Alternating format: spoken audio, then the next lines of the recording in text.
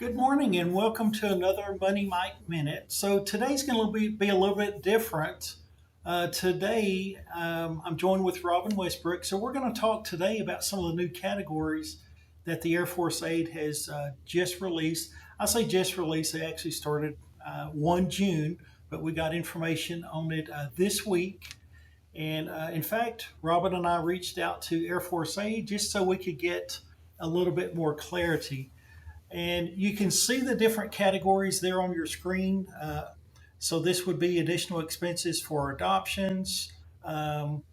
This would be furniture cost, overseas car rental, car seat and booster seats, home repairs, immigration expenses, mental health support, as well as vehicle shipment costs for PCS moves. So to me, Robin, this like opens a whole new realm of stuff up that we haven't seen in the past with Air Force Aid. Absolutely. This is a big deal. This is going to help out a lot of military families.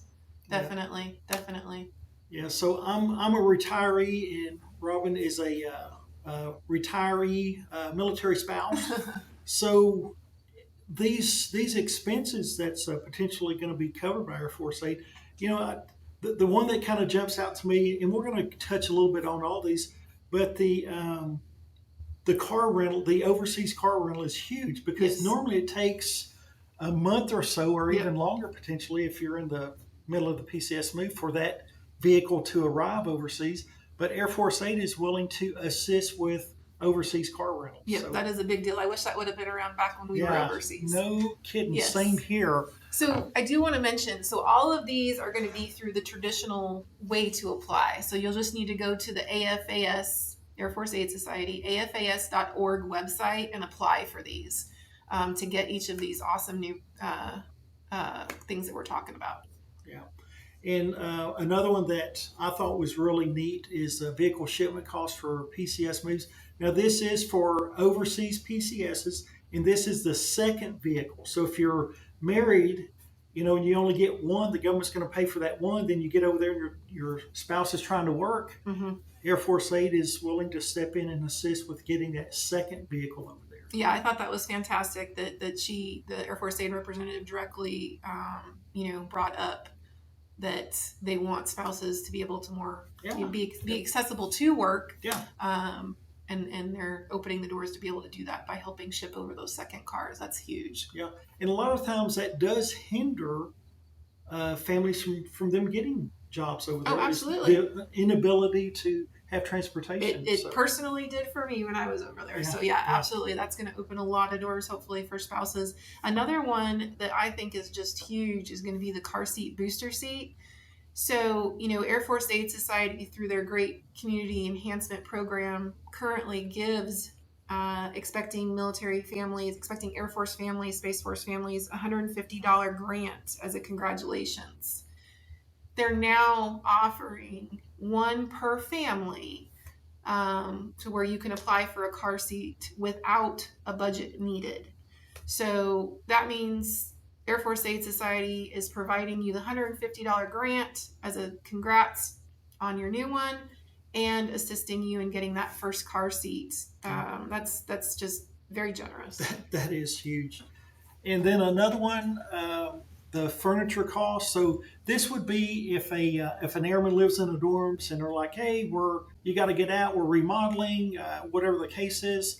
Air Force Aid would assist with furniture costs for that airman having to move out of the dorm because of a mandatory move. So I thought that was huge as well. Yeah, that's gonna get some airmen some beds instead of having sleeping bags. Or sleeping on a cot or something. Yeah. The immigration expenses was another cool one. So the way that she presented it to us was as long as the dependent is in DEERS, okay? Yeah. So your spouse, a dependent child that is not currently a U.S. citizen, they want to help absorb some of those costs. Yeah.